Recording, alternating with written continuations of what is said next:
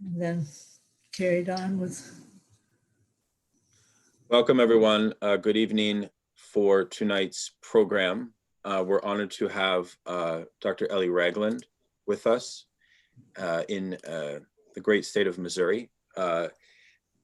Ellie is a Lacanian psychoanalyst, a literary critic, and professor emerita of English literature and French at the University of Missouri. She is the author of several books on Lacanian thought, including such titles as Jacques Lacan and the Philosophy of Psychoanalysis, which was written in 1986, and which, when it first was published, was, quote, the first clear and comprehensive critical analysis of Jacques Lacan's thought for the English-speaking world. She is also the author of Lacan, Topologically Speaking, which came out in 2004, as well as the Logic of Sexuation from Aristotle to Lacan, which also came out in 2004. And she has a forthcoming work, which is entitled Hysteria, the Logic of Paradox. Tonight, Ellie is going to give us a seminar. It's going to be a presentation where she invites, if I may say so, intervention throughout. So questions can be posed at any time. So it's not so much a lecture.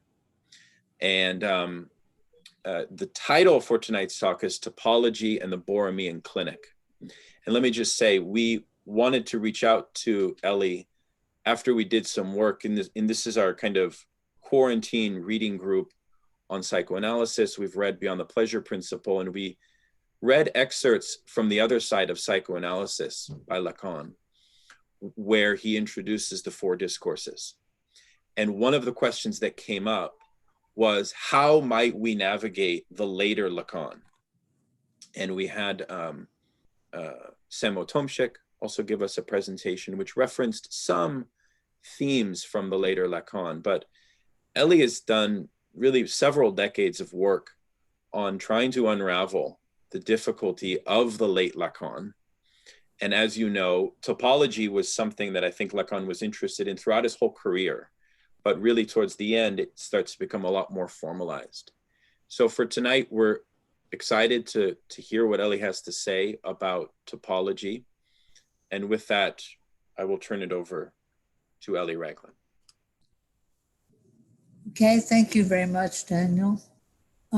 Actually, the first time that Lacan wrote about topology was in 1953 in the Rome Discourse, where he's referring to death and the extimite, which is a later seminar of Jacques Lacan.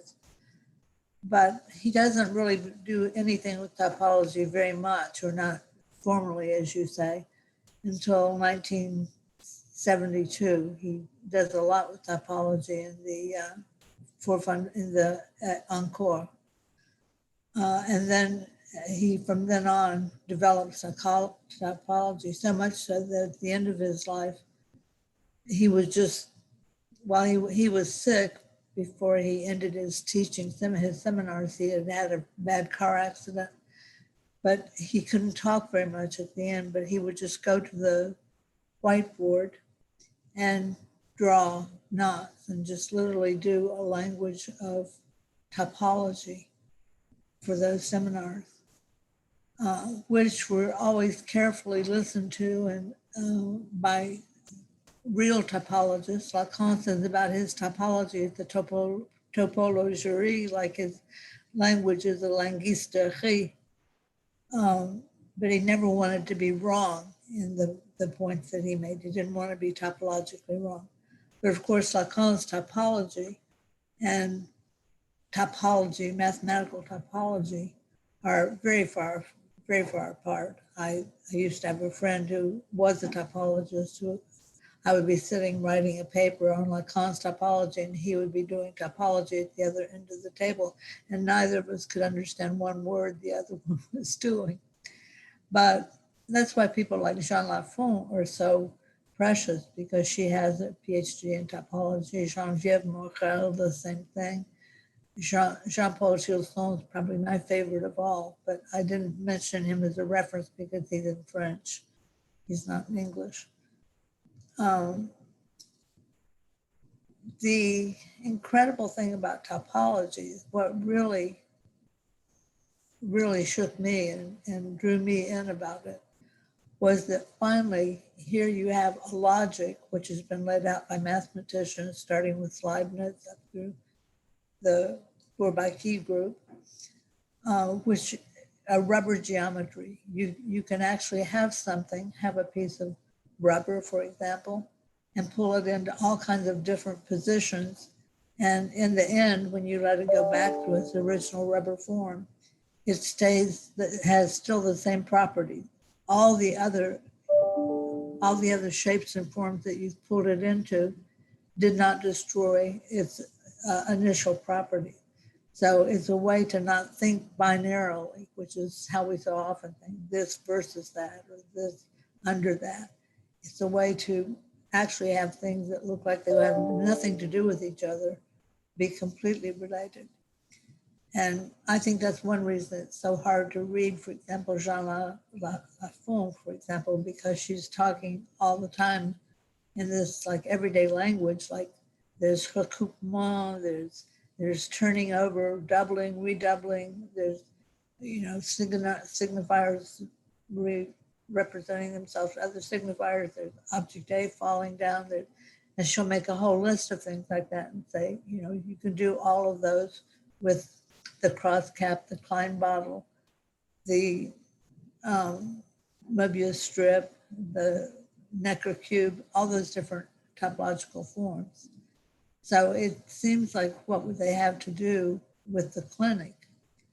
But what really grasped me, what I really grasped in the beginning was that the topology of space, which is linked always to the whole, there can be no topology without the whole.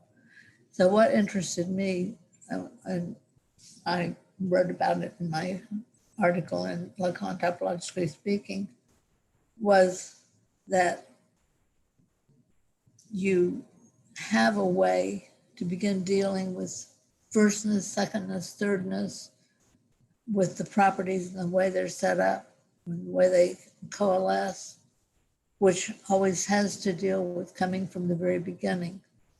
I have some phenomenologist friends from Montana who say, all you people want to know the cause. You want to know the first cause, even you psychoanalysts, you won't let that one go.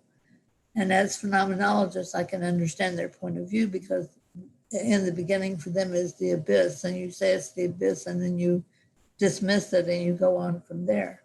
But Lacan doesn't do that ever. He always wants to get to the basis. And the topology of the whole, which I don't think they talk about too much in the different things I was rereading, is the topology of the whole has more than one source.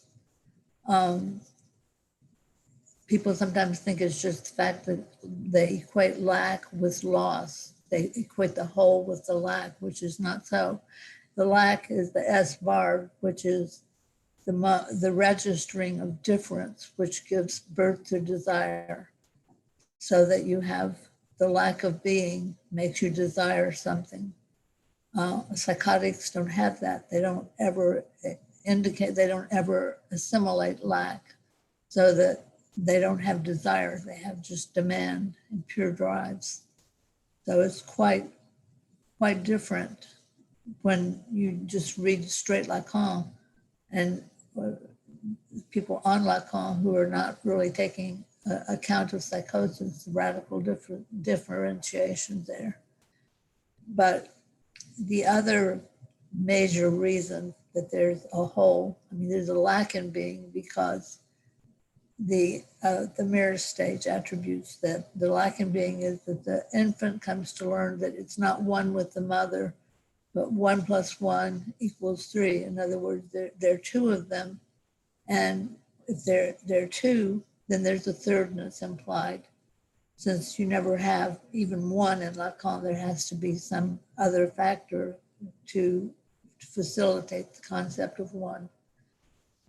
So in the mirror stage, in that early stage, 0 to 6 months, the infant is learning that it's not one with the mother, but that they're two, and so it lacks wholeness. And everybody who is normal, in quotes, not that any of us, I'm not trying to insult anybody by calling us normal. We're probably not normal. We're Lacanians. But on the other hand, what you would call just normal being is based on the idea that there's a lack in being. And it's interesting. It's interesting with Donald Trump to watch somebody who's a certifiable paranoid psychotic, to watch him not so much wanting for more, but always conquering more and then thinking that it is really his, not understanding that he has a lack in being. Okay, another thing that's very important in understanding the beginning with the whole, H-O-L-E.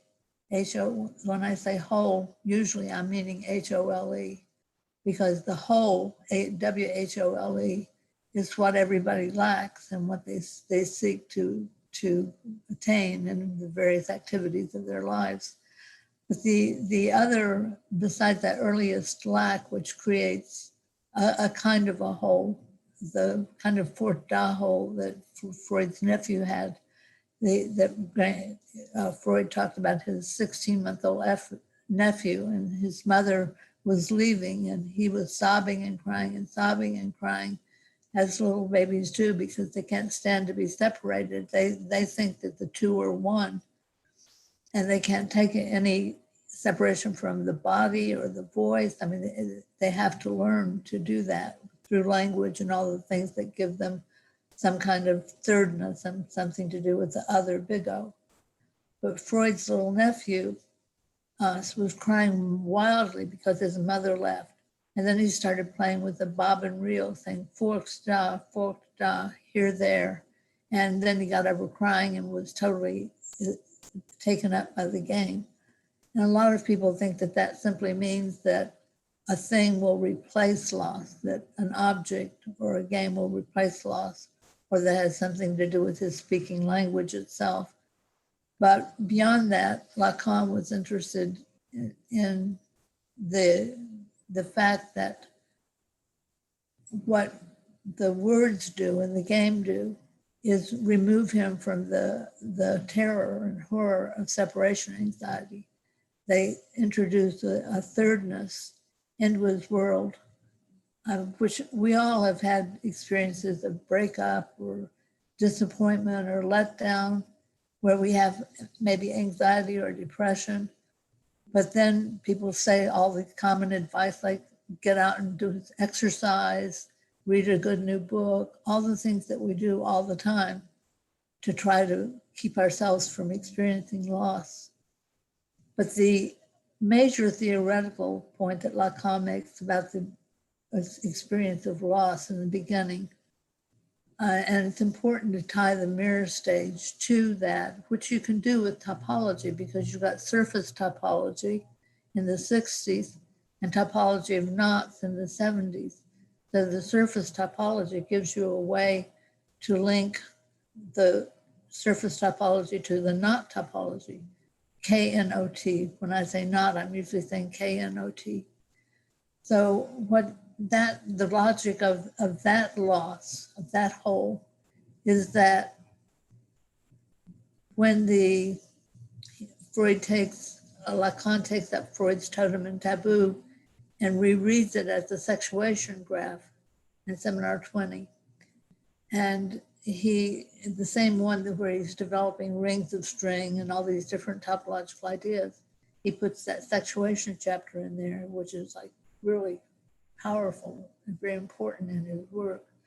What happens is that, according to Lacan's mythologizing, if I could say that, of Freud's myth, is that the the sons in a society are gathered together around an urfather, a greedy urfather, who wants all the women and all the goods and wants them for himself.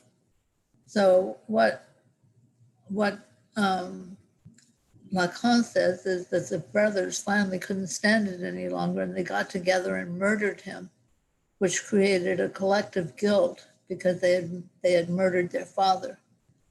The one thing, of course, in Oedipal terms, you deal with that too, but they had murdered their father. And so between them rose up a collective guilt, which created a lack, which gave rise to the sexual non-rapport, that there is no rapport of oneness between anyone. There's no rapport of oneness. It's what we seek madly in love relationships and our work and everything. We want oneness. We want calm, and we want it to be at the hands of whatever we're doing or loving. But there is no rapport of oneness. That's Lacan's deduction in the sexuation graph. And because of that, there is a fundamental hole of castration. He places castration on the masculine side in the sexuation graph instead of on the feminine side. Then when you flash forward to 1973 to his book Le Symptôme on James Joyce's Finnegan's Wake, you have another reading of the name of the Father, what the name of the Father means. And in that, you have the meaning that he's been developing for years in Psychosis, starting with even his early work in the 30s on his dissertation on Aimé. And he starts with the idea that the psychotic is the one who does not let go of being one with the mother. He forecloses the name of the Father as not only the Father wouldn't just be necessarily a person, the real Father. It could be anybody who represents thirdness. So that in our society today, where people are gay, trans, anything you could imagine that would be possible, you don't have to say, well, we don't have that problem because, say we're two women together, we don't have a name of a father, so don't worry about that. Our child won't have that problem. The point is, if the child doesn't have the problem of accepting the sense of loss, the sense of loss of being oneness again because of having to identify with the thirdness away from the mother with the signifier for the Father's name. It's a function, not a random linguistic statement. It's a function. And James Joyce, according to Lacan, was psychotic. He didn't fulfill that function ever in his life, although he never had an actual psychotic break, unless you want to think of Finnegan's Wake as pulling apart all of language and its own kind of break. But Lacan's point is that when you reach the point of the fourth order, the real, the symbolic, the imaginary, and then the fourth order of the symbol, the symptom, that you have the way that the orders are knotted together. This is the second Lacan, topologically speaking, the knotting of the real, symbolic, imaginary, and the fourth order, which is the order of the signifier for the Father's name.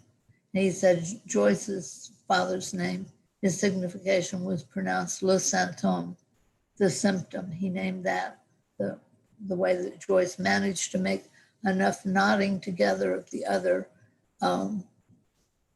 dimensions that he could actually still perform and do something productive, even though people who don't like Joyce think it's not so productive. I wouldn't say that in front of Jack ever, who wrote a dissertation on Joyce and topology. But this is this linking of the father's name to the sexual non-rapport, to the mirror stage loss. All of those things begin to give us an understanding of what Lacan means by in the beginning there was loss. I mean, we say in the beginning there was the word and think we have Lacan by saying that, or in the beginning there was the object. But he's very Freudian in that. Freud talked about too, about the object. When you lose the object, it's not the object that's the issue, it's the loss. And so when you lose any of those objects, the person, the pen you're writing with, your ability to go into Zoom, when you lose that, you get madly challenged by all these fine minds there who say, what am I going to do, Ellie? And I'm thinking, I'm not the father's name. I don't know. I'm just the Southern belle who hangs around Lacanians. Okay, so that begins to give you a sense of the importance of loss in topology, the importance of the whole, that without the whole, you can't work with all these other things he's working with. Does anybody have any questions so far?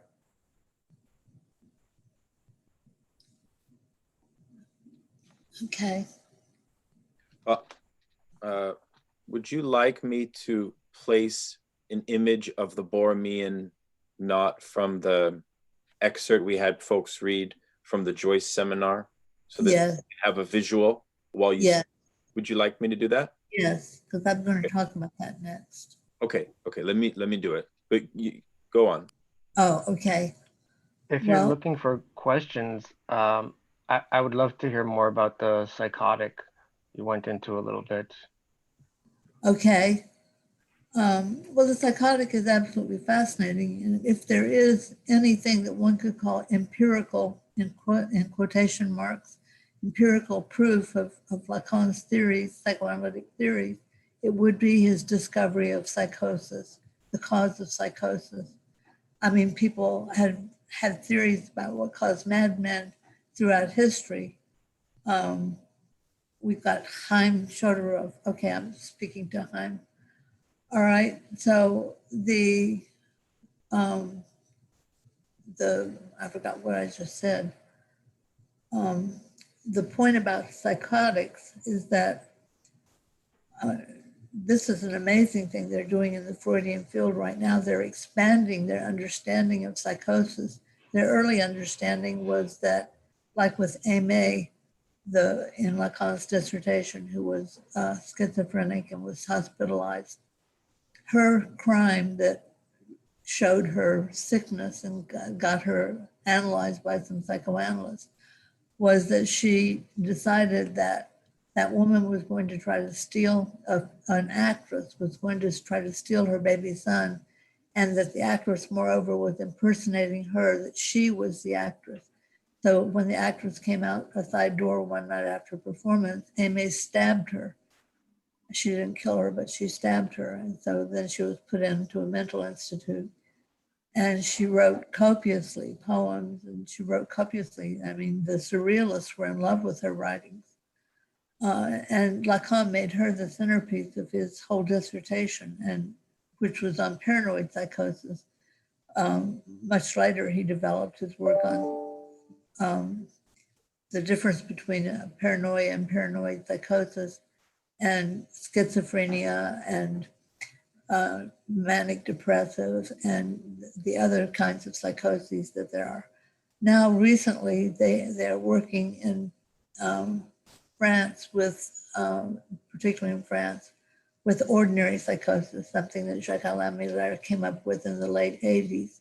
And it's been really widely developed by, I love it. You've even written name of the father in there. Great, so that we know what the symptom is about. The four-ring knot in Lacan emphasizes this in his seminar, and Joyce indicates a kind of inflection or renewal of something of the locus of the symbolic itself. I think that's locus or something else. Status. Status. status of the symbolic itself. Right. Well,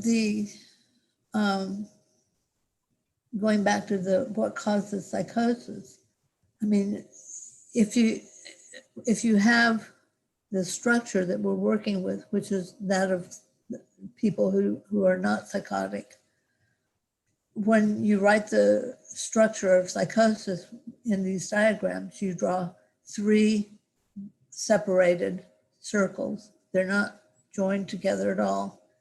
And no name of the father. There's no order of the symptom there. It's gone, it's foreclosed. So that it's just an entirely different way of working. I mean, Lacan started with the imaginary, then he went to the symbolic, then he went to the real, then he developed the symptom. And what I was partly interested in the article that I wrote in this book on topology was firstness, secondness, and thirdness, in working with the question of cause. Where does it all start? But I think I've given you some of the ideas of Lacan, where it all starts, which I'm sure you knew too, the mirror stage and the sexuation graph in James Joyce's efforts, his tearing apart of the English language to create a new language, which would not be a new language meant to be spoken like suddenly you create Spanish out of French. Not that kind of new language, but a new language that is art itself. Lacan was, I think it's very important about Lacan because it's not, in the beginning, it's not understandable. In the beginning, it seems like he's down on psychotics. But by the time he gets to studying Joyce and making the comments he makes all throughout Seminar 23 about Joyce, you can see that there's nothing but praise in him for psychosis. And I mean, he's not saying, my students always want to know in the beginning, oh, if I smoke such and such a drug, will I become psychotic? How can I become psychotic? And then be creative like Wittgenstein and all the other famous psychotics of history. Well, the point is, no, you can't become psychotic. You can't make yourself become psychotic. It happens all within the first 2 or 3 years, and it can't happen after that. You can work with psychotics in analysis and help them with their symptoms, but you can't, in quotes, cure the symptom of psychosis. The person will always be psychotic. So does that answer a few of your questions on psychosis? Yes, thank you. If you have any questions based on my answers. Sorry, I want to say, Ellie, I really admire your work. And, I think it's really, really great that you're here, and thank you very much. I'm really taken with the phrase that you said of turning loss into a gain. And I was just wondering if you could expand a little bit on that, because I think that there's no phrase for me, just thinking about how that encapsulates much of how people are processing the trauma that's taken place in the West, like in the UK specifically. in where we've gone back into full lockdown because of the coronavirus. And to me, from what I'm seeing with lots of people around me and stuff, is this process of turning that loss, that trauma, into a game, this sort of retreat into digitality, retreat into entertainment, constant sort of trying to drain away the pain and the suffering by this sort of febrile retreat or push forward into consumerism. But it's a consumerism that's primarily digital, and when it goes wrong, and when I've seen people who are very involved in games and entertainers, so when it goes wrong, they get extraordinarily angry, as you pointed out before. If something goes wrong, there's this, oh my gosh, what's happened, etc. But it was just a phrase that came when you were speaking about turning loss into a game, and it really struck me. And I was just wondering, could you say a little bit more about it, if that's okay? Was that clear? I understood everything you said, but the phrase. What was the phrase? Turning loss into a game. Sorry, I'm Turning from loss Liverpool. into a game. Yeah. I heard penny somewhere in there. Turning loss into a game. It was in reference to the Fort Da reference what you were Oh talking about. yes, okay. And I was just Exactly. really interested because I think, with all the trauma that, what we're seeing in the States as well, but in the UK, I think people are turning loss into a game. And that coincides That's with right. this course of capitalism, what we were talking before. But I was just, could you expand a little bit on that, if that's okay? Thank you Yes. very much. I appreciate it. Well, it also is a wonderful thing that we're capable of doing that, because otherwise we would be within the structure of psychosis, which is one of great sorrow and suffering, very hard to be psychotic. It's tremendous suffering. I always tell my students when I teach somebody who's psychotic or teach about psychosis, I always say you must have admiration for the psychotics because of their suffering. It's more than just normal human suffering. What the little boy shows with his Fort Don and identifying with the bobbin reel and getting so happy is that he's not psychotic. We can all already say that from his way of playing. And what he's done is he's both identified with another object, which is good, which creates transference, identifying with a thing or a person. He's created a I don't want to be Cahusian and say he's created a new self, because that wouldn't be Lacanian. And the way they use self in Kohut, I think it's a little troubling. But he's created a new way of being in language and loss.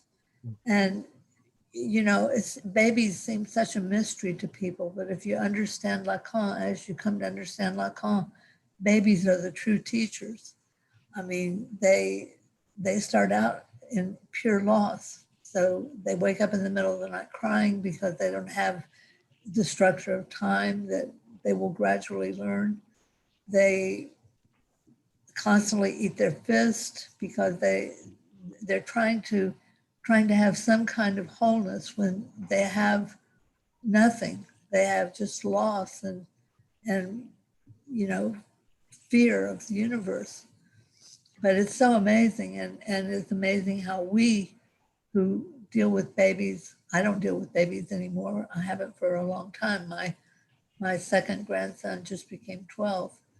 But when I did deal with my daughter and other mothers and their children, we have all these things. We'll say, oh, look, he smiled. I mean, there's this great excitement, the moment of transference, the great excitement that we have, all of these little things.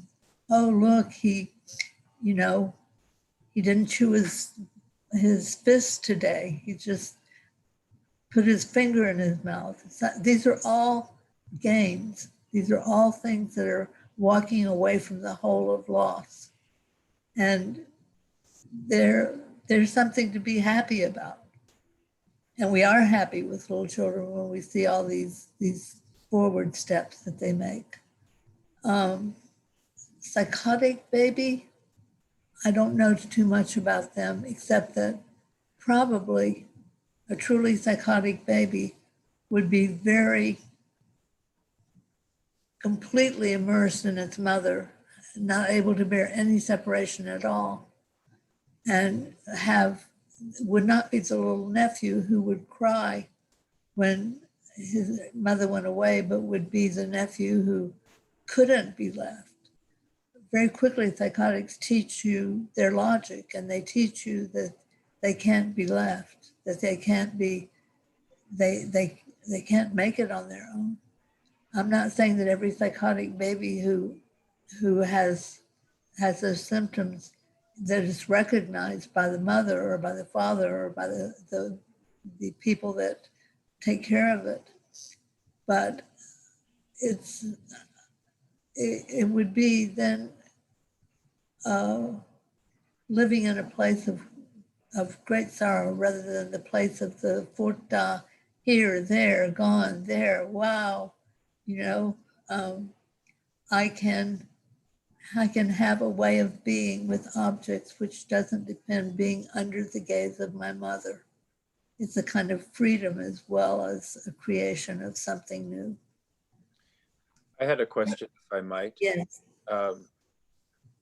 Turning to the article by Lafont, which I hope everyone got a chance to look at, it was almost startling in its clarity.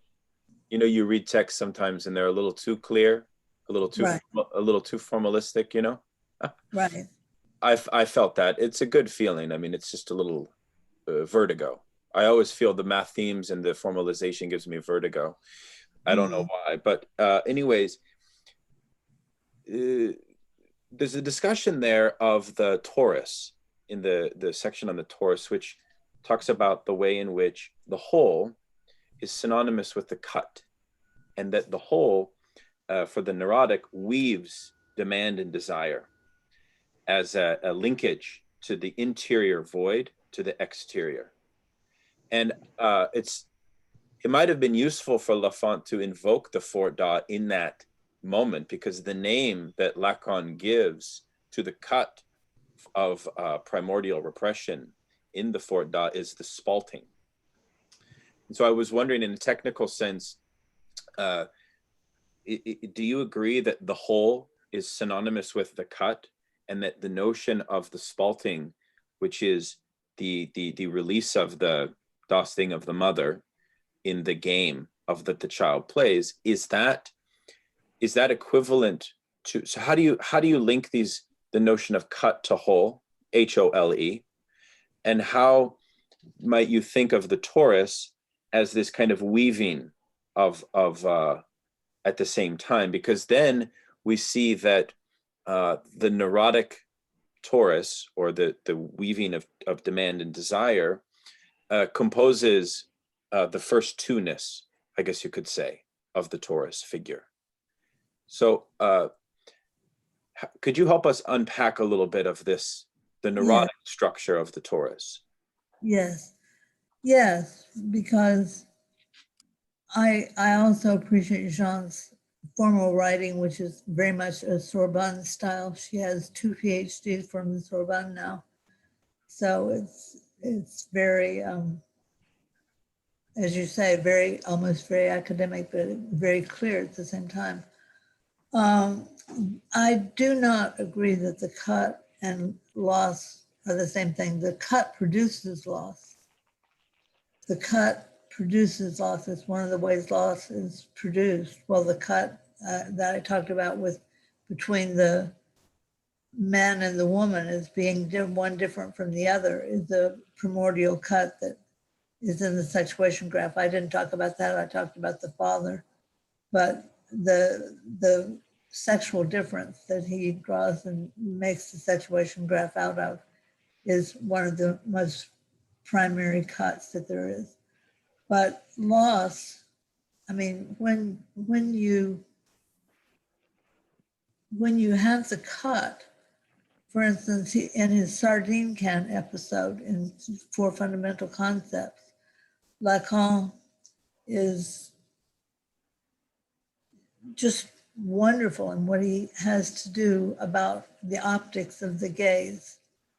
The gaze not being something that one is, but something that one is an object of, or others are objects of our gaze.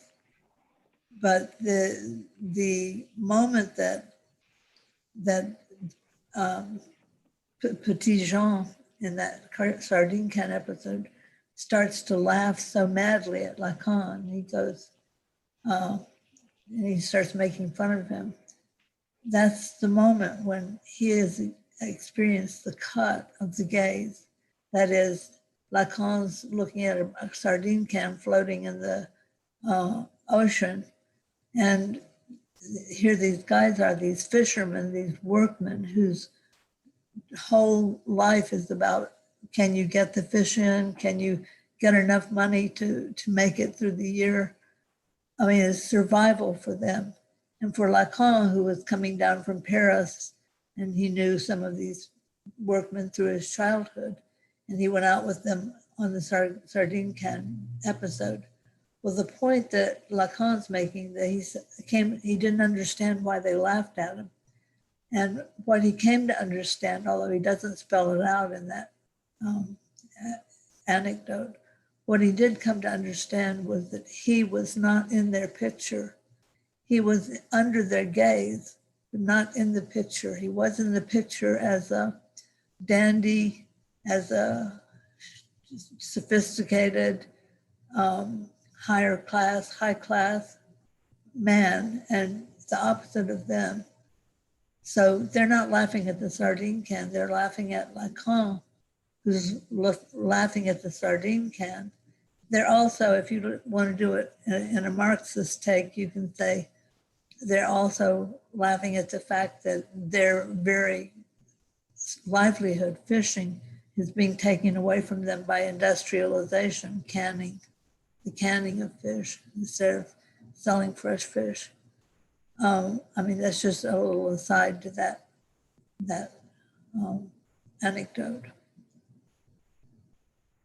So I don't know if I answered you, Daniel. Well, I'm just curious about the way that the topological structure of the torus weaves a cut, because in Lafont's writing, it seems that everything begins with the interior void. Right. And that from that, different relations of desire and demand have an isomorphic relation to one another for the neurotic, not in the case of the psychotic.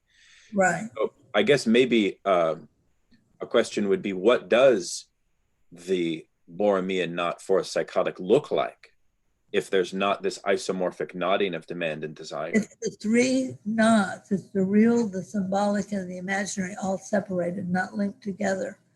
The linkage is very important, and most people who study the Borromean knot don't know that Lacan developed the whole logic of jouissance and the interlapse between the symbolic and the real in that overlap. When you have the as you showed it, the knots lap together. Between the symbolic and the real is anxiety, is the also the barred O, the void. Between the symbolic and the imaginary, there is what Lacan calls sense. Or yes. Let me share a nice display, which I think this is from the Joyce seminar. Right. So this actually articulates what you're talking about. Right, exactly. Meaning, and the capitalized phallus, which is the other big O, and then the cut in the other, the loss, right? That is it. So could you help us understand, because we haven't even introduced really, I mean, you've introduced imaginary as mirror stage, but maybe if you could walk us through a little bit more on the symbolic, so we're clear on the kind of tripartite structure at work here. Right. Lacan theorized these symbolic after he theorized the imaginary. He started with the imaginary, then the symbolic, which were the conventions of language and culture. So the imaginary was jealousy, aggressiveness, the image, transference, and the symbolic was culture itself and language itself, whereas the real is both ecstasy and agony, both trauma and great excess of pleasure, can be either one. So the symbolic, I think it's hard for people to understand. For example, I'll just use the example of Trump. Trump doesn't understand the symbolic. For him, I mean, when people finally say, well, I've got him, he really isn't making this as a strategy. He really means it. That's true. he really doesn't have any idea other than the imaginary picture he has of himself and his jouissance in the real. Has no idea of what the symbolic is and means, what those absolutely wonderful conventions are. They enable us to survive. They enable us to become, to communicate. They enable us to not be buried in some real or imaginary identification. So the symbolic was very popular among people who were studying Lacan in the beginning. Anthony Wilden, his translation of the Rome Discourse, he very much, gives a lot of, in his footnotes are about as good as his translation. They're excellent. But he gives a lot of credit to the symbolic. Lacan, at the end of his teaching in the 70s, he wrote a seminar called RSI, which pronounced in French is heresy, hérésie, R-A-C, hérésie, heresy. So in the heresy was the idea that he would put forth that in building, creating, constructing oneself as a being, it starts with the real. Then it goes on to the symbolic, where the little baby starts learning language and what it can do and what it can't do. And then the imaginary for Lacan is really the ego and the body, which are constructed out of the real and the symbolic. So the imaginary, having been the first one in his early teaching, in his later teaching, the imaginary is the last one. Does that answer anything? It does. It does. I mean, it answers it from a kind of operative level of how these various registers of reality, of the subject's reality, kind of work and so on and so forth. But how do you?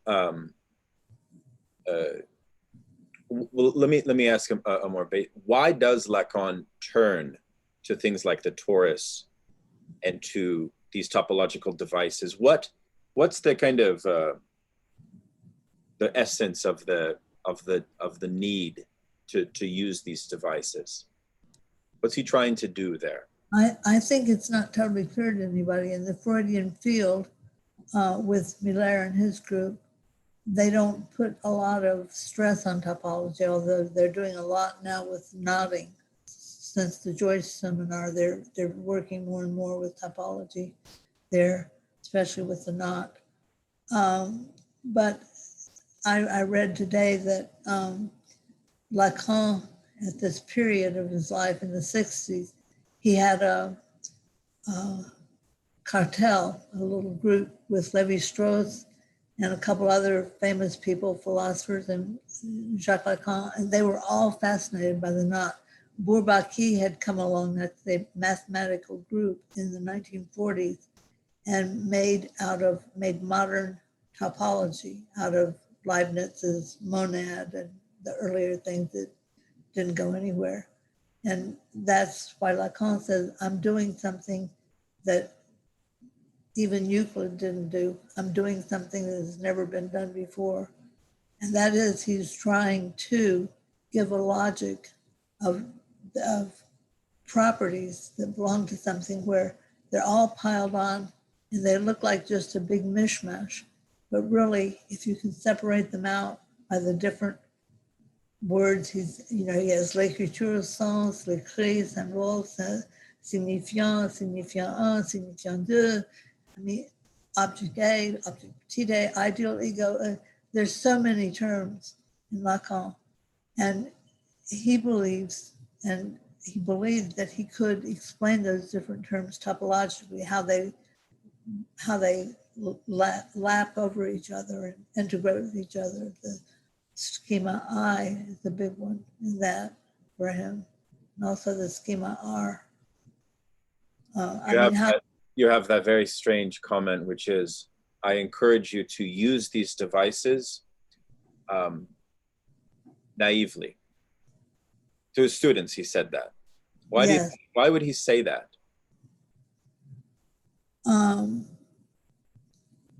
I've encouraged you to use these devices.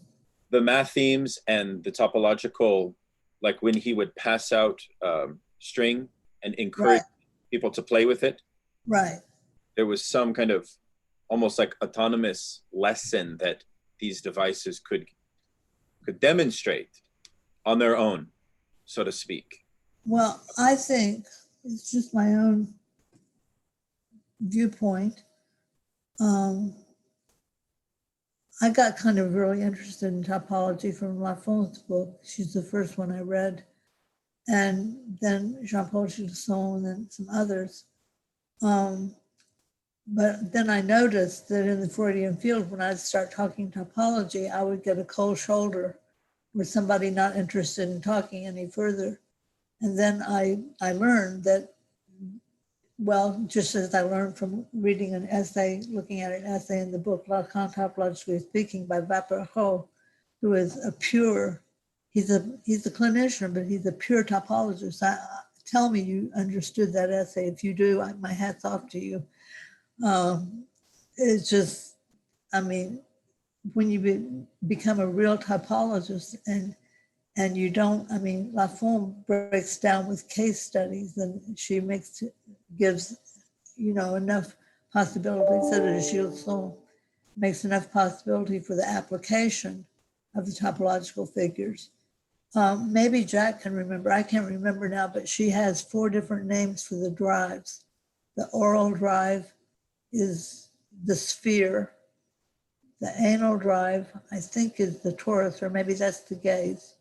Which one, Jack? He must be gone. I'm here. It's the oral drive corresponds to the closed form of the sphere. The anal drive is right. Yes, the torus. Because it I guess is a demand on the side of demand. That kind of toric movement of the drive is demand on the side of demand. The voice is the Klein bottle. It has to do with it's just being a bottle whose inside is continuous with its outside. So, and it's like the voice in that, as I remember, you basically hear it from, you hear what you say, that it's both outside of you and issuing both from outside and within. I guess that's very overly simplistic way. And the cross cap corresponds to the gaze, and that's complicated. It has to do with it's kind of spread out and at the same time punctiform function. But yeah, those are how he at least, yeah, that's how Lafont describes the correspondences. Right. I knew you would know, and now I'm not sure that we know anything more, in the sense that, I mean, it's really hard. I mean, it's very welcoming in some senses. I love it in the Borromean sense, the way he works with the Borromean knots. But when he gets into all the you said, just say them real quickly. Oral is sphere, anal is torus, Möbius is gaze. Gaze is cross cap, which is a kind of inversion of the. And Möbius is void. They're all. Well, I mean, they're all. I guess you could say they all have some relation to the Möbius strip. I mean, you can construct all of them using various concatenations of Möbius strips. The cross cap is the gaze, and it's a apparently closed surface, but essentially it's you're taking a Möbius strip, and because it only has one, it's an infinitely flat surface, you pass you pass the edges of the surface of the Mobius strip through itself, and then you stretch it down to a point, which is a central point, which is only closed. It's qualified as a point at infinity, which in some sense, when Lacan talks about the gaze both being punctiform and spread out, in some sense, the invariant, the Mobius strip, it's an ostensibly closed surface, which is actually only closed at this sort of vanishing point of the gaze. Yes, I mean, I think this is one of the things that we have to realize and think about and understand why Lacan was so interested in topology, is the importance that he gives to the inside and the outside not being binary oppositions. Inside is the outside and the outside is the inside, and the Mobius strip, that both things are, that you have a twist, but both sides are on the exterior part. I mean, they're not, it's not a piece of paper with a top side and an underside. And isn't also Mobius strip important? Lafont talks about the metonymy of signifiers representing a subject for another signifier is also right. Topologically, the Mobius strip provides, you could say, the model for that relationality. Right. And that's a really interesting way to understand something which is probably one of the most important cornerstones of Lacanian thought, but which is also one of the most elusive parts of Lacan. Why is desire structured in a metonymy? And what right. Could you help us maybe unpack that basic but yet elusive problem? Yes. It's also very important in topology. It's important in all of his teaching, the importance of metonymy and metaphor, and the way he rethinks them and writes to Jakobson in second chapter of Encore. He writes Jakobson, an essay to Jakobson, in which he says metaphor makes it possible to have, for example, to have a symbolic, to have one thing that can be substituted for something else, whereas metonymy is things that are related to each other, but on a singular surface, in a line that where you have like a series of pictures looking at each other or something, but you're not saying that one thing means another thing. In a way, it goes back to the little Fort Boy.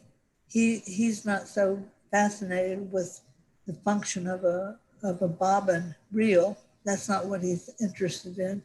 It's that he can do something to move physical movement, object movement, to get rid of his anxiety.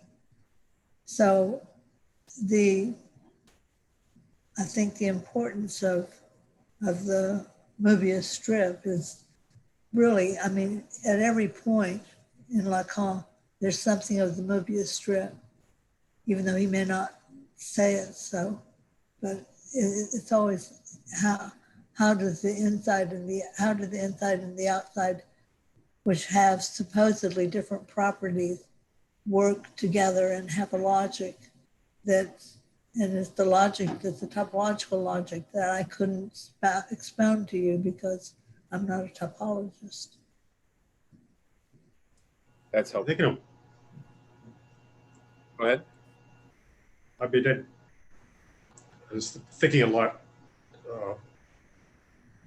One criticism of Trump, and this seems a little bit far off field, is that I've heard, and it makes sense, it's that he has too much trust in intuitive knowledge, that he says whatever he feels and he speaks from his gut. What topology does is, I think it breaks us away from intuitive, Kant's intuitive transcendental aesthetic, which refers not to aesthetics per se, but to how we feel, how we intuit, is about consists of a three-dimensional space and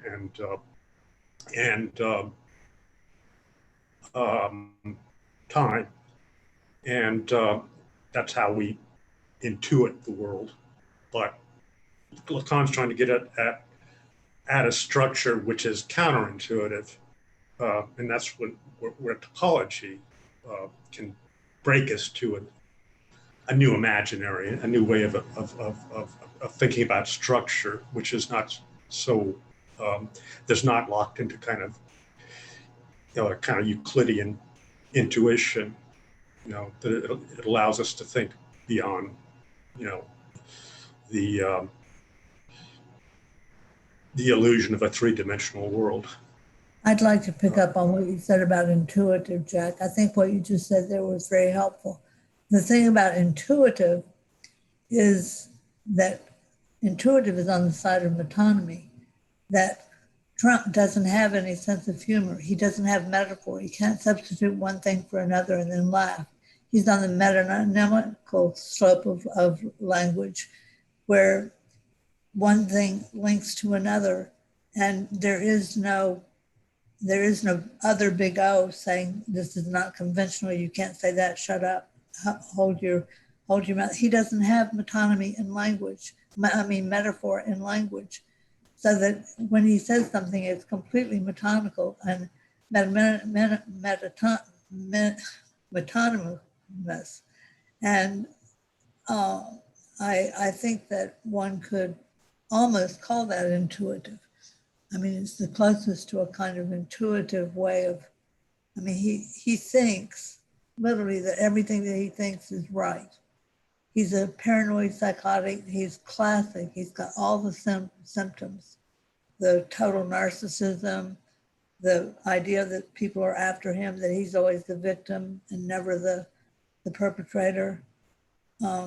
Anyway, I don't want to get too much into Trump. If we are talking about Trump, isn't it true that most Lacanians that I've met, and I know Frank is here who's talked about Trump and others, isn't it true that we always align Trumpism and Trump along perversion?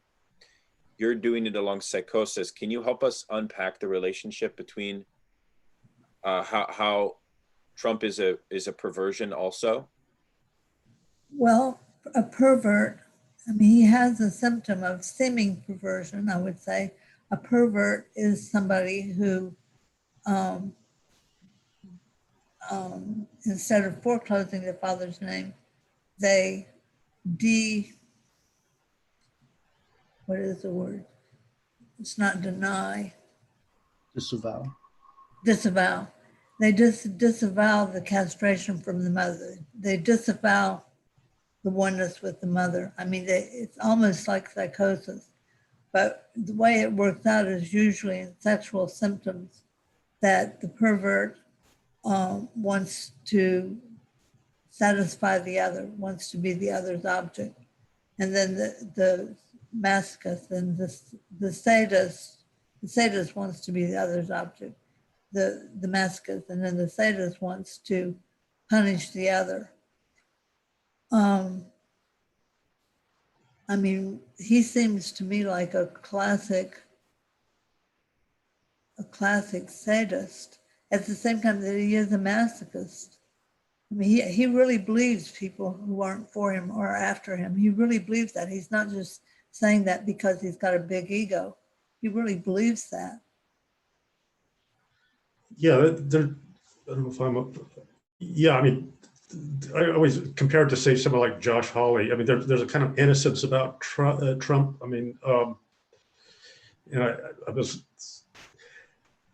think for Trump, Trump is a true moral idiot, whereas Hawley, this Harvard-educated lawyer, is an ideologue.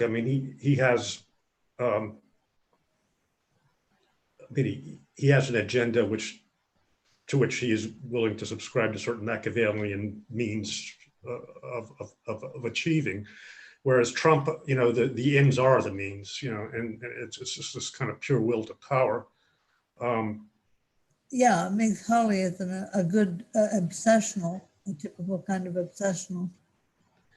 But for Trump, I guess what it comes down to, it seems like Trump, the dimension of truth is not just that he's lying it, but the whole dimension of truth is foreclosed. Of course, that's the whole point. The whole dimension of truth is foreclosed because what he believes is truth.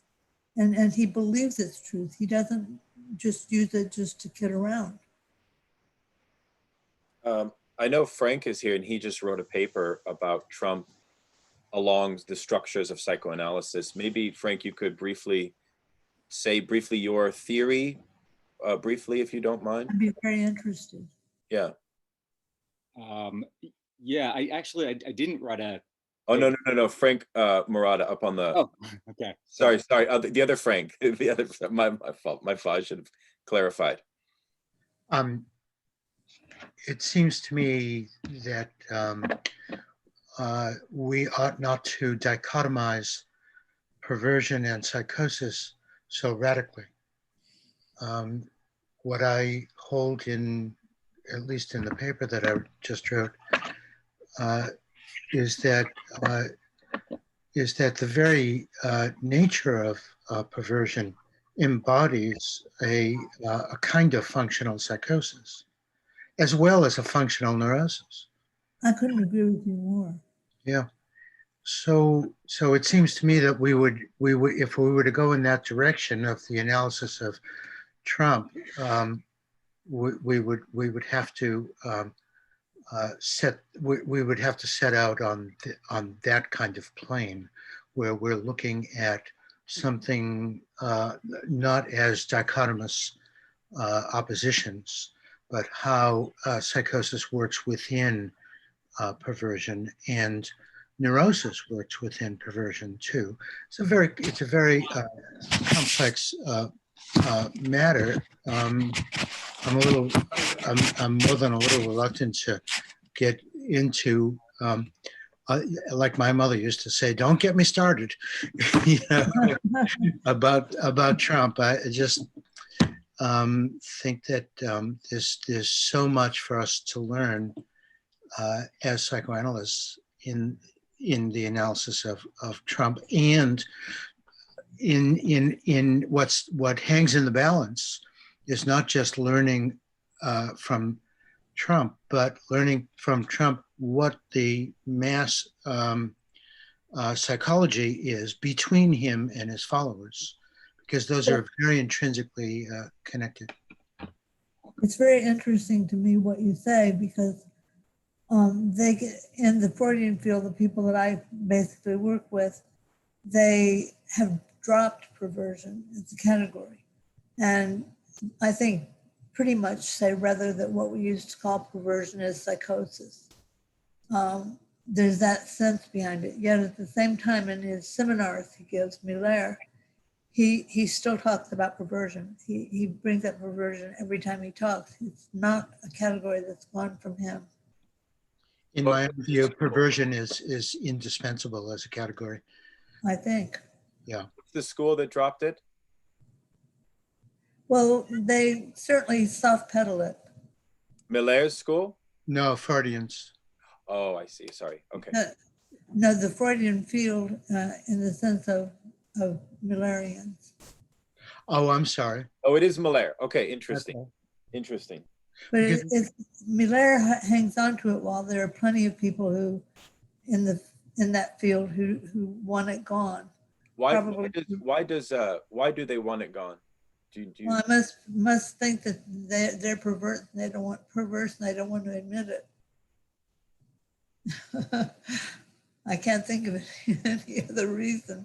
But isn't the notion of perversion still very susceptible to a great deal of condemnatory judgment by society at large these days? So yeah. I'm not sure, Daniel, but I imagine that that's a piece of it. I would ask a bit of a different, I would want to go back to, unless people want to talk about perversion more, I'd like to go back to something Daniel was raising before, which it seems to me is really very unclear to me.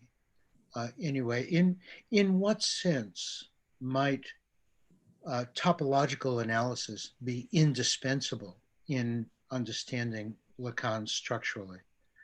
It would be another way to put it, I suppose. I mean, it seems to me that these the torus, the cross cap, the Mobius strip, etc. These are very powerful means or devices for teaching things and really getting across the complexity of the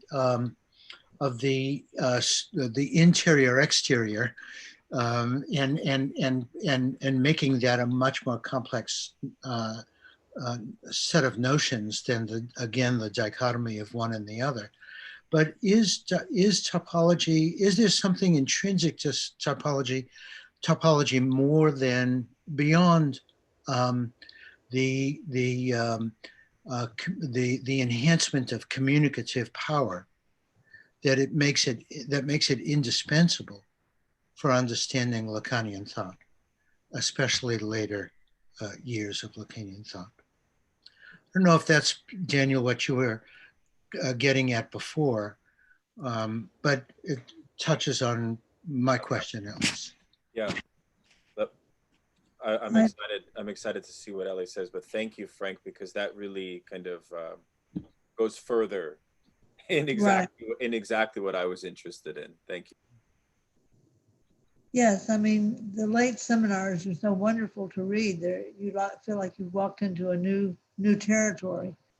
Time and topology and RSI, when you read them, they're all, to me, even if I don't understand them, I'm feeling something from them that is getting out of the normal symbolic where we think normally this versus that, this inside that. I mean, I think there's a whole lot more work to be done on the body and Lacan. There's one excellent book that came out recently on that.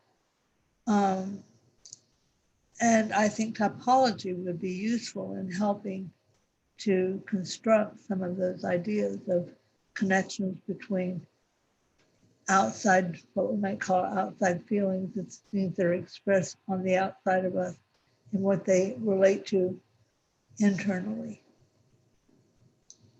I know Miller's very careful about that, because to be tarred and feathered as a psychosomatic doctor is not anything they're aiming at.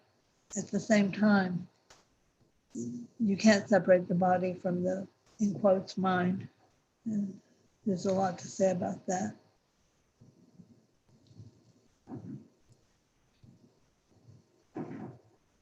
Interesting. Also, yes, the notion of the strings, Lacan says in the Joyce seminar that they have a mimetic relation to one another. Right. And that the theme of consistency, of psychic consistency of the nodding is another way to demonstrate the objective of the analytic act. So Lafont talks a lot about, and this I think relates to the clinic, the notion of the interpretation of the analyst as a cut also, right? Right. So how does maybe we could spend a little more time on the notion of cut, because if the three strings have a kind of consistency yet they are cut, what does a cut do exactly? The last book that I published is called Jacques Lacan, The Logic of Structure. And I spend pretty much all one chapter just working on the cut. In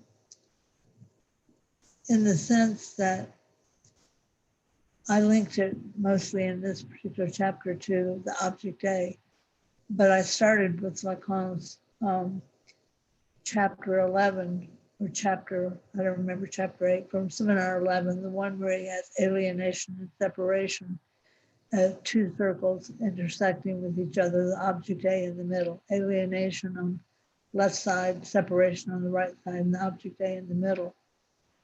And so and of course, separation is wonderful in French because séparer, to decorate oneself, to separate oneself. What I said,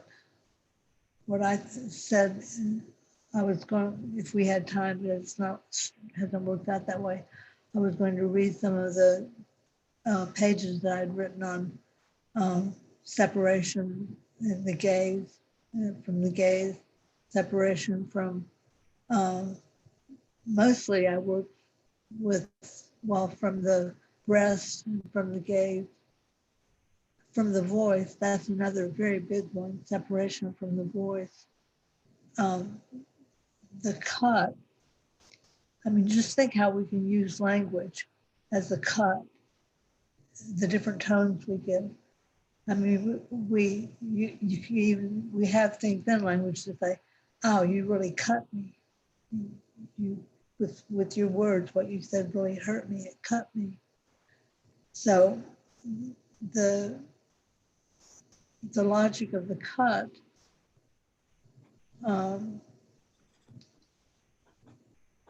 I think is inseparable from topology.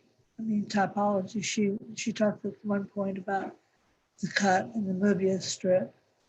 And in most of the things I've read by Lacan, he'll bring in the cut when he's talking about topology. I mean, the cut of the gaze, the cut of the voice, the cut of the oral and the anal cuts, which we're more familiar with from Freud. But even when you think about things like that, the oral and the anal, I mean, it's not simplistic. You know, we may think that something like toilet training is simplistic, but then you get to Freud and you begin to see that an obsessional is really under the sway of the anal object and is really obsessed with saving and with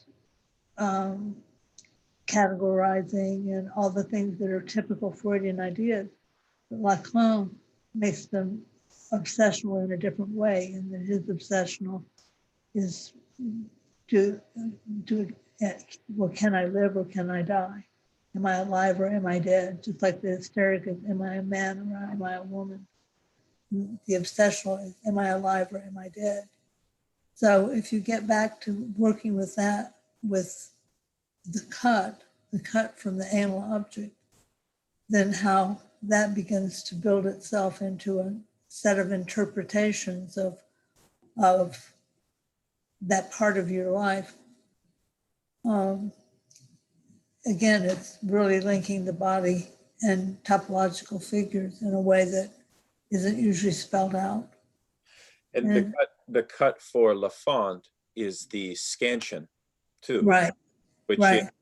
Which is an intervention in the analysand's speech, in what is said, right? That opens the interior. And right, so, that's how they end the session. Any Lacanian analytic session ends with a cut. But it's interesting though, because that then is the Mobius strip there, because the cut is gaining access to the empty interior and bringing it into a new relationality to the signifier. I like that as a concrete way to kind of visualize the act itself, you know? Right.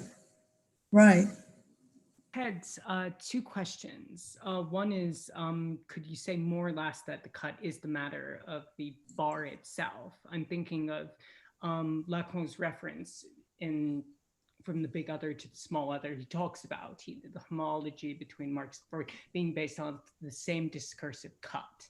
And I don't know if he himself does it or if it's just Samo Tomczyk who then goes on from that point on to orient that homology around the figure of the Moebius strip. And then I had just we might be able to get to in a moment, just a few very particular questions about the cross cap.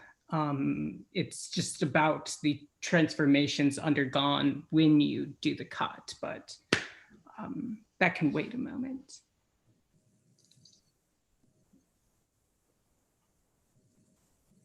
Well, why don't you ask them? Oh, yes. It's just a matter of the bilateral disc. This really confused me because it's a cone, ostensibly on paper.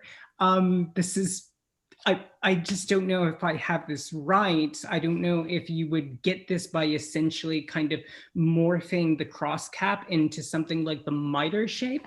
I actually drew a diagram here, and you see you would get that. I don't know if that's at all clear. This is, again, I realize this The is— Lacanians would love you. This is a The very— topological Lacanians would love you. Yeah. Because that's the way they think. Okay. Like that. So is that right?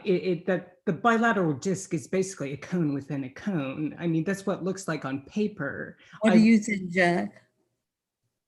Not sure. I understand what she's doing with the cone, but among other things, the cross cap is in the Lacan's identification seminar. He uses it as giving us the structure of the fantasy, which is basically you've got the two parts of, if you make a Mobian cut, out of the center of a cross cap, you end up with two different objects. You have this bilateral disc, which is an object without alterity, aka the objet A, the object A, and then you have left over a non-orientable one-sided Mobius strip, which is itself, it's the interior A. A Mobius strip is reducible to a cut because it only has one edge. It's just a cut. So you can draw it on a flat surface as a cross, as an interior A, which Lacan works with a lot in the Four Fundamental Concepts. So you have the formula of the fantasy as barred subject, losange, separation, alienation, A, which in the identification seminar he translates as a split subject, cut from an object. So that's the structure of the fantasy. You have the subject who is essentially is constituted by the kind of Mobian trajectory of the autonomy of the signifier. And then you have— that starts with the very beginning with the mirror stage, where that's where the roots of the fantasy are going to be, that cut, the cut that's made there between the would-be subject and the A. So, I mean, you carry it on into the cone. I don't know how to do that, but I would just not drop the connection. Yeah, I just, it's basically, you take a Mobius strip, and since it's infinitely flexible and it's infinitely flat, you basically, where instead of a twist, you have this, the edge of the Mobius strip, cutting through itself, and then you pull it all the way down to a point at infinity, and that closes the strip into what appears to be the closed surface of the cross cap. But and the point offline is what Leon calls it. That is the point offline that Lacan says is articulates the constitutive role of the phallus.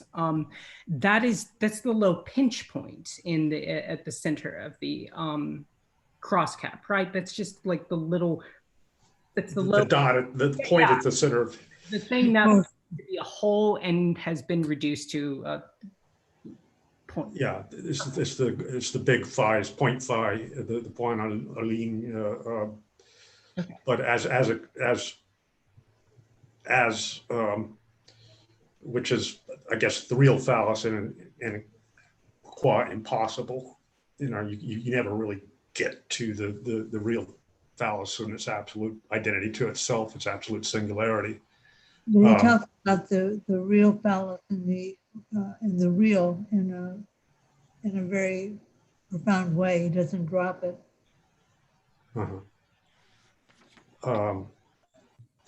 So yeah,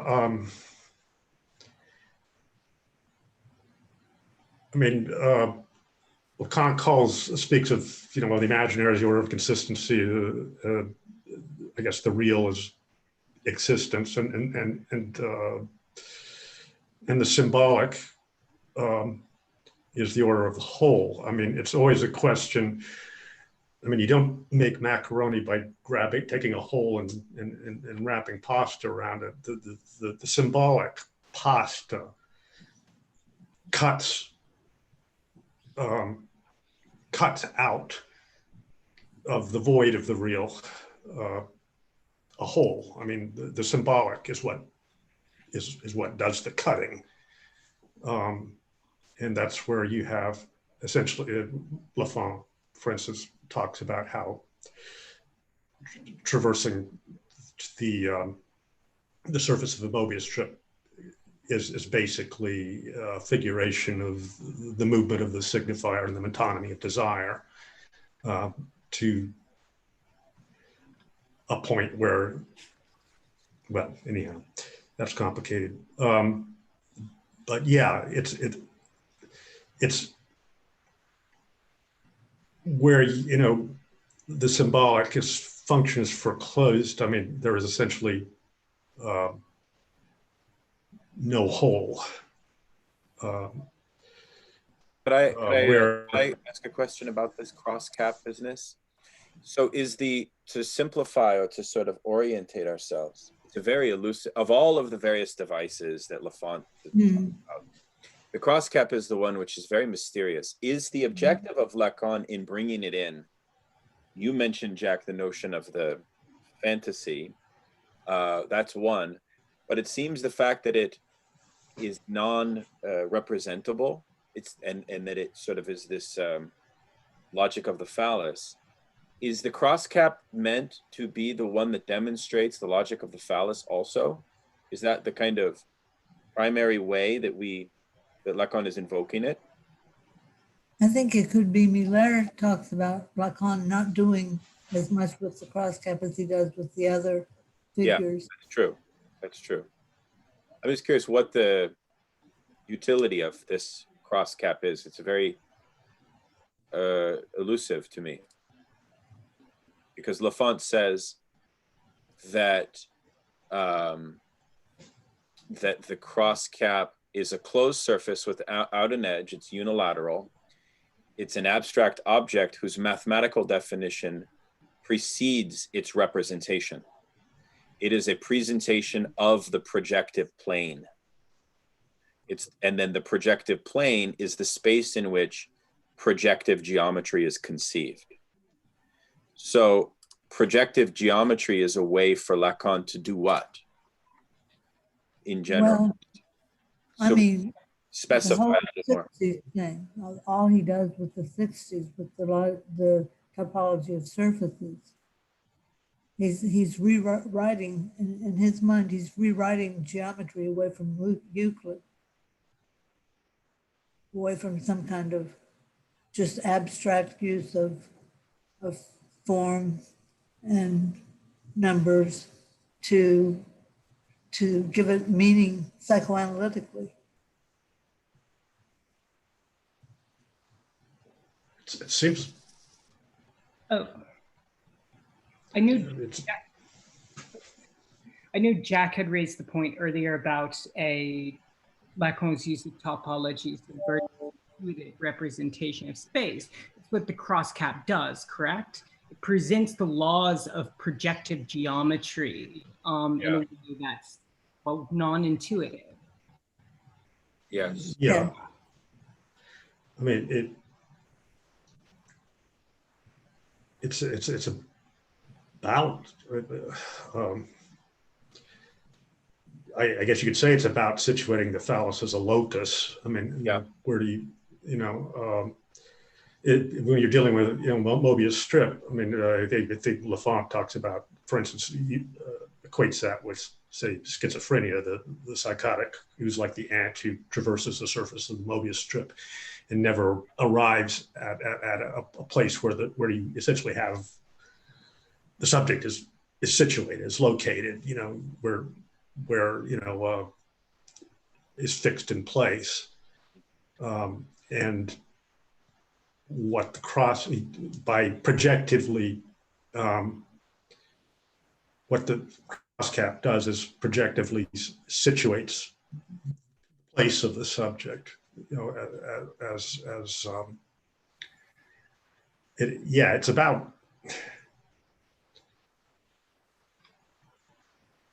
how do you get to the point? I mean, I mean, if you listen to schizophrenics speak, those who are in the midst of a break, I mean, my experience is that they go off on tangents and they never get to the point. They get to the point that they understand, just not that you understand. I mean, for example, one schizophrenic that I know had breakfast and he looked at his cereal and thought there was a vulture trying to steal the cereal. The little Cheerios were like eggs and it was trying to steal them. Well, of course, it wouldn't be anything normal that you would know, but for him, it's the mother eating her young. I mean, it completely has a logic. And that's the thing that's so interesting about psychosis is it doesn't have the logic of the other big O, but it has a logic. Well, I want to be generous to people's time and I want to give Ellie a chance to conclude. I know we started slightly late, but it is the 2-hour mark, Ellie. So maybe we can say some final comments and anything also you wish to say about how folks should prepare over the course of this week for next time. We've put the readings there, but maybe you wish to say something about the readings. Well, what I would say about this tonight, I think you guys are wonderful. I mean, you're very prepared. The only person I haven't heard speak is Jennifer, but maybe she'll speak next time.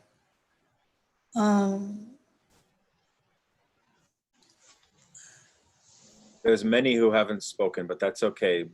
Are there others? Is it also okay if people create questions from now till then, and that maybe we can reserve for next time more time for questions that are written, perhaps, as people read and so on? Because we have a lot of people. Well, the next time on Hysteria,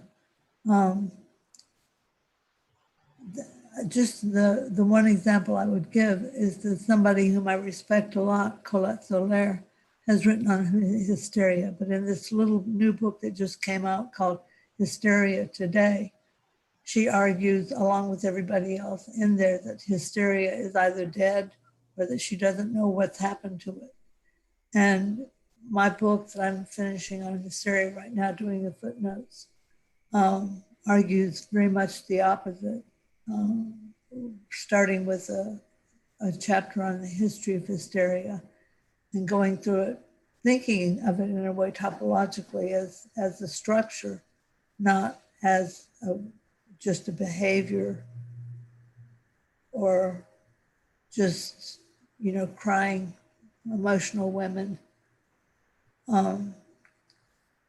So I think what I have to say next time will be probably a little different view of hysteria than you're used to having.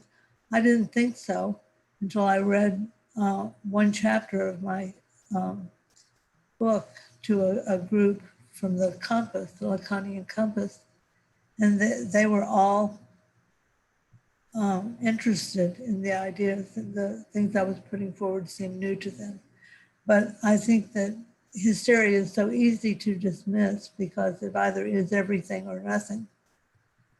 And one thing that Colette said that I thought was very good, she said Lacan did not just think of hysterics as emotional women coming into analysis. Lacan was very precise and logical in what he had to say about hysteria. And I would expect no less from Colette.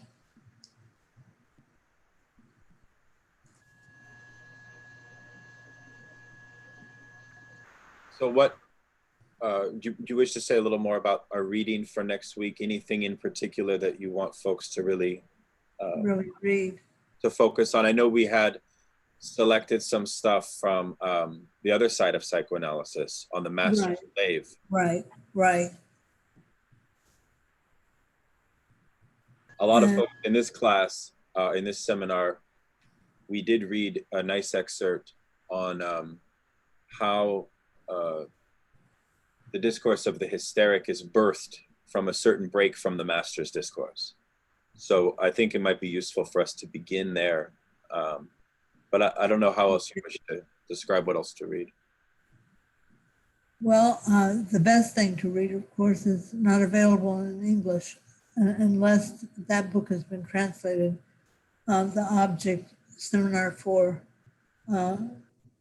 L'Objet de Psychanalyse, The Object of Psychoanalysis. Has Adrian Price translated that yet, Jack? I don't think so. I'm trying to think of. You mean object relation or the object?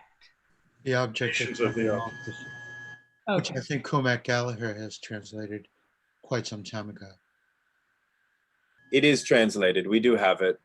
It's through the Irish Lacanian cartel. They're not like, you know, a university press with the university discourse footnotes and so on. Right. But actually, I think it's good, you know, it's sufficient, let's say.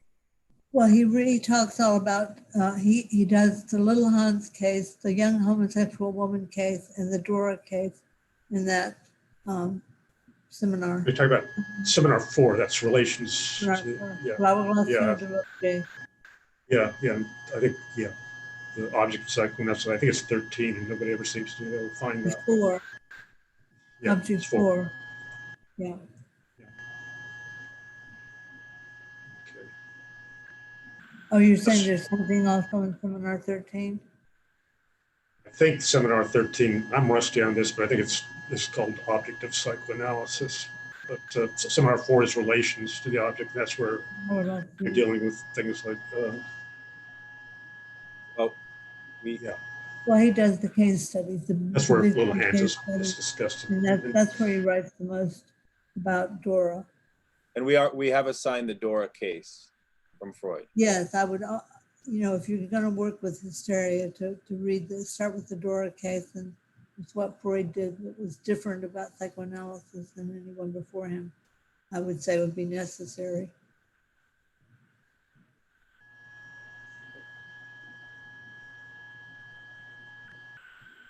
But it's hard for me to think of other things because most of my research is in French books. There's just tons written on hysteria in French, and not a lot of it is translated into English yet. So it's hard for me to come up with giving you a reference. Well, we are going to read your essay, which is based on a reading of The Other Side of Psychoanalysis. So right. It might be useful just for folks to remember to read the Dora case, right, the Master and Hysteric section from The Other Side of Psychoanalysis, right, and to read Ellie's essay on the treatment of the hysteric in The Other Side of Psychoanalysis. Right, that would be very helpful. And then I would probably want to go beyond some of that to some of the stuff I'm working with now. But I think that would be a good preparation. You were all very prepared for this one. My goodness, I'm impressed. Well, thank you very much. Thank you all for bearing with us and tolerating the snafu. We'll try our best not to have that again. We'll convene earlier. Yeah. Well, you solved it, though. I'm impressed. We did. Thank you, Ellie, very much for a nice discussion this evening. It was very nice to forget about the world for a little while and enter into this topological wonderland. It's true. When I think of the questions that you and Aaron asked about Jean Lafon's work, I think you're quite far away from current politics. Thank you all so much. Thank you. Well, we'll see you in 1 week. Thank you. Thank you. Thank you. Good night.